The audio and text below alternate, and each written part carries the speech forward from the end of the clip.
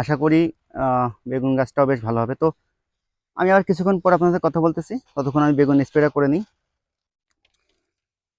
তো দেখতে পারতেছেন আমার কিন্তু বেগুনে ওষুধ দেওয়া শেষ। টোটাল মরিচ এবং বেগুনে আমার একটা ঢম মানে 18 লিটার পানিতে কিন্তু হয়ে গেছে।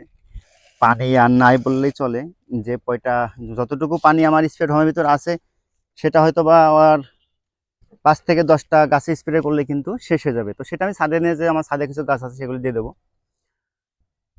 তো আমি আসলে আপনাদেরকে প্রতিনিয়তই আমার প্রতিটা চাষভিত্তিক ভিডিওতে কিন্তু বলে থাকি যে আপনারা, আবারও বলে রাখি, নিজে যদি চারা উৎপাদন করতে পারেন তাহলে কারো কাছ থেকে চারা কেনা দরকার নাই।